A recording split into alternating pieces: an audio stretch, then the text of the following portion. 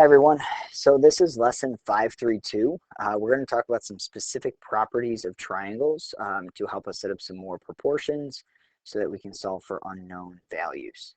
Okay, the warm-up would be a good place for you to pause, work these through, and then unpause and then listen if you need to, or just skip through to the answer. Okay, so if you need an explanation, here we go. Determine if the triangles are similar. If so, write a similarity statement. So we have one angle that's congruent, so the only possibility would be side angle side. So I'm going to compare 3, which is the smaller of the two, to 6.5, and I want to know if that's equal to 4 compared to 9.5. Okay, so if I use my calculator here, 3 divided by 6.5 and 4 divided by 9.5. Let's see, 3, 6.5. Notice that they're close, but they're not the same. So since these are not similar, then I don't need to write a similarity statement. Right, so I'm just going to state then not similar. All right, remember they were close, but unless they're exact, not similar.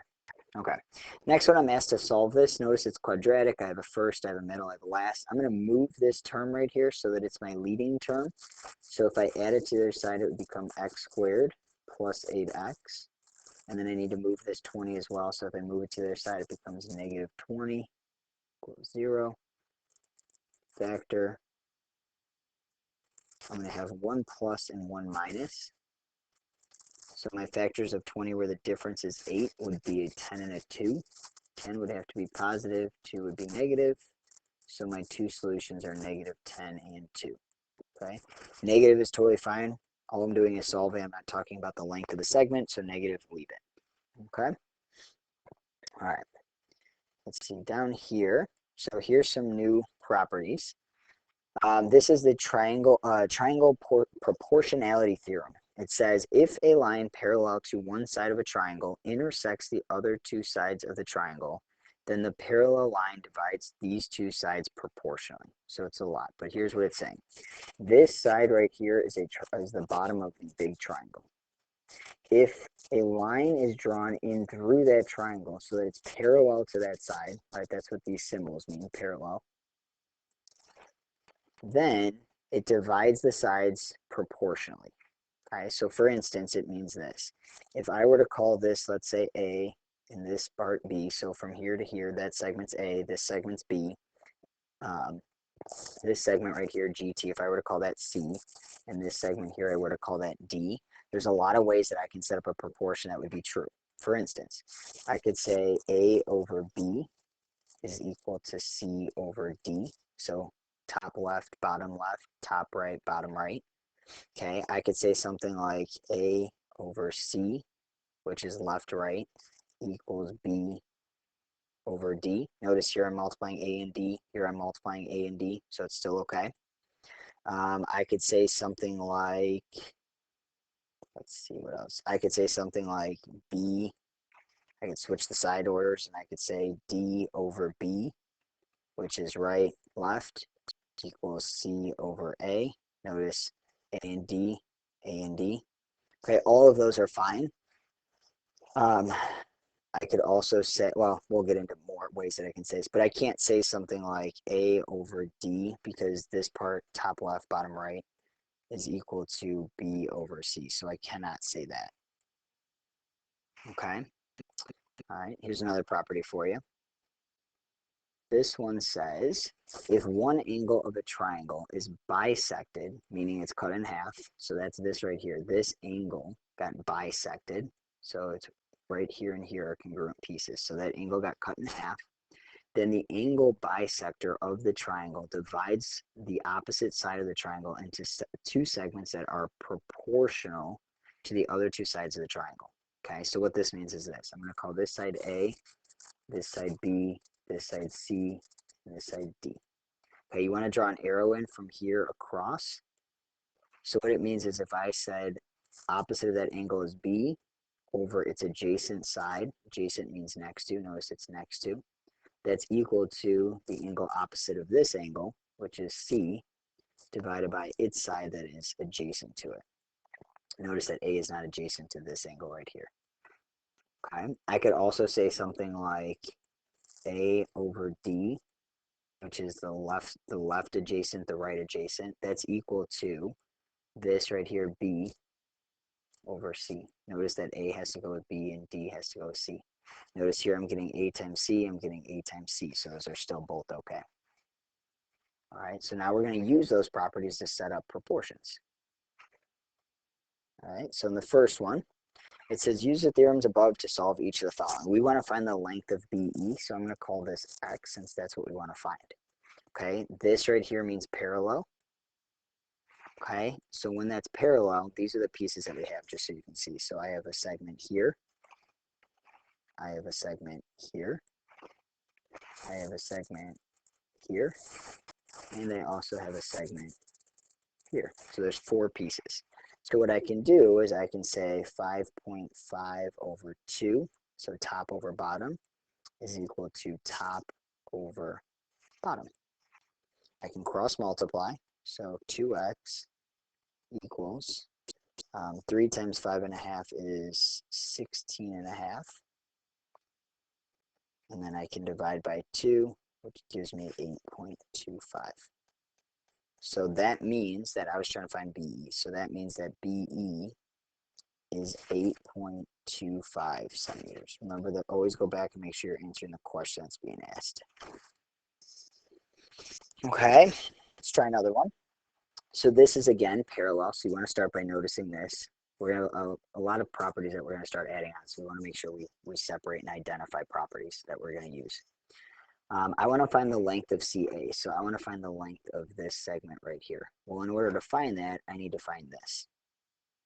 Okay, so I can do pieces, and just based off the orientation, it's almost easier just to do something like this top over this bottom. So I could say 9 over x is equal to 6 over 5. I could also say 9 over 6 equals x over 5. I could say 5 over x equals 6 over 9. A lot of different ways that I can do this. I just can't try to pair up 5 and 9 and 6 and x.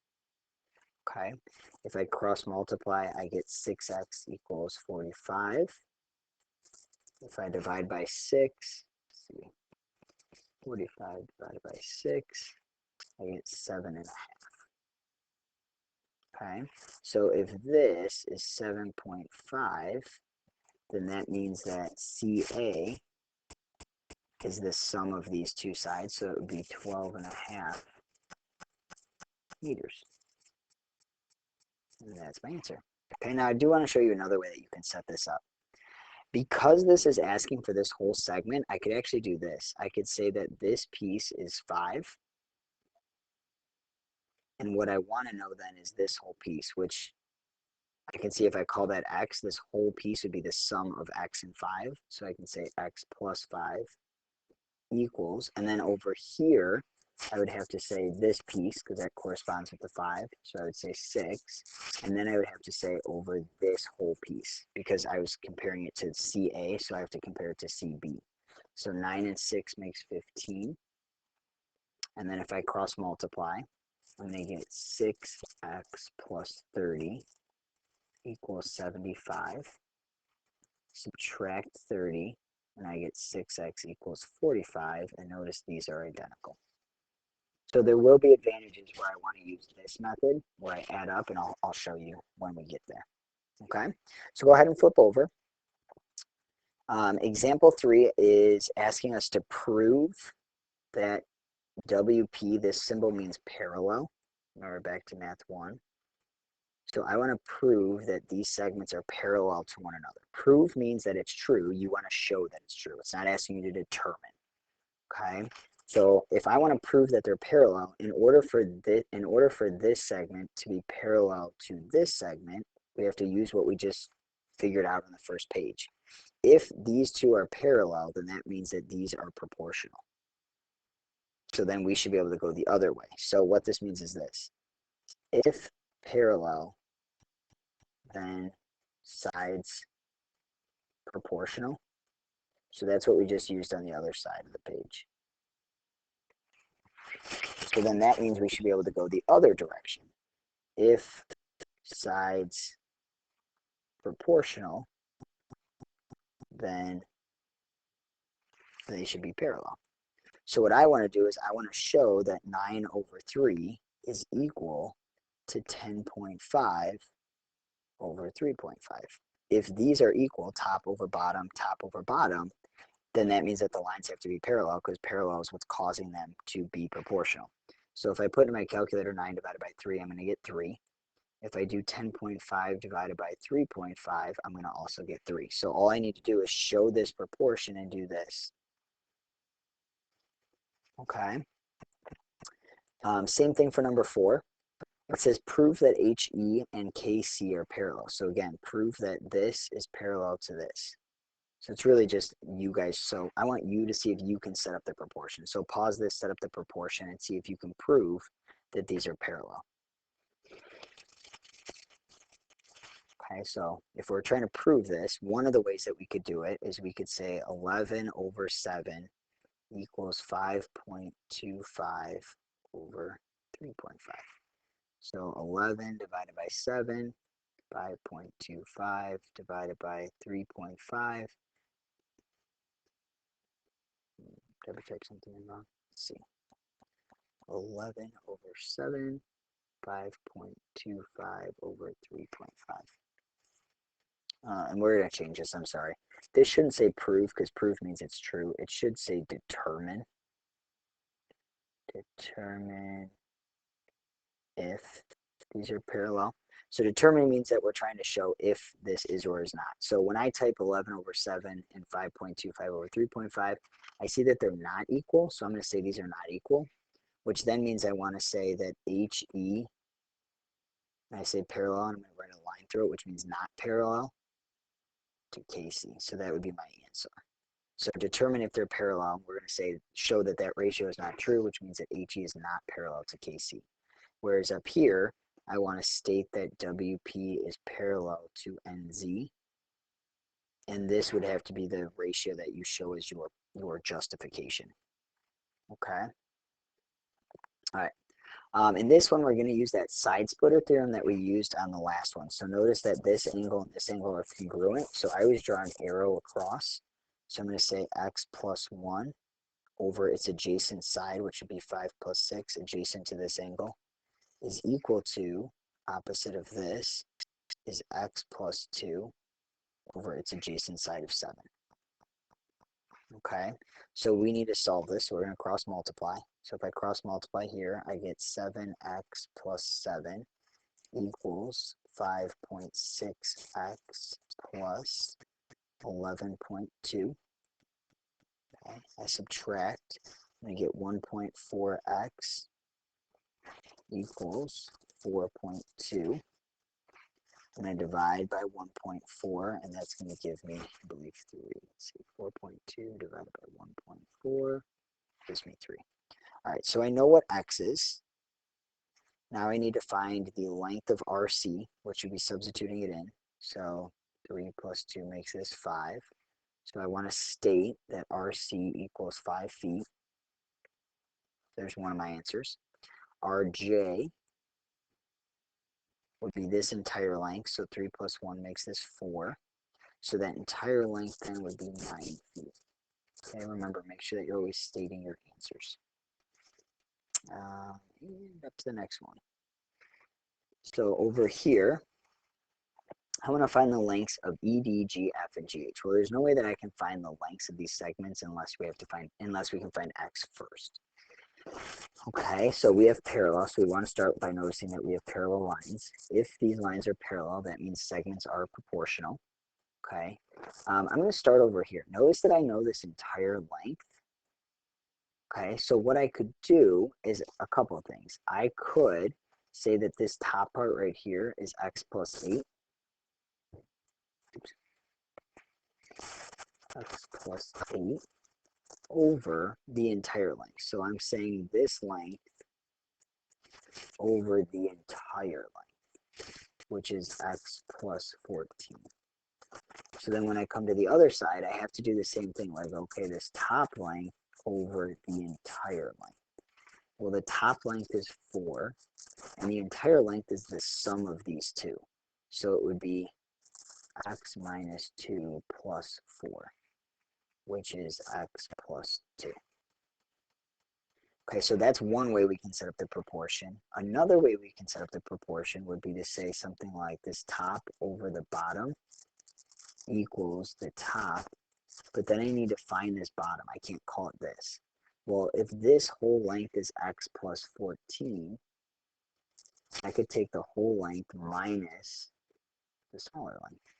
So we always want to take the whole minus the smaller, and then I'm going to get x plus 14 minus x minus 8. So distribute.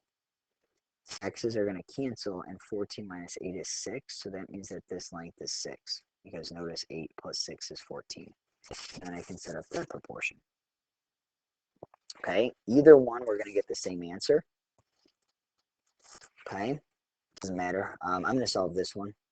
So I'm going to have x plus 8. The other one's actually a little bit easier, which is why I want to go through the little bit harder one. But we're going to end up, no matter what, at the exact same quadratic.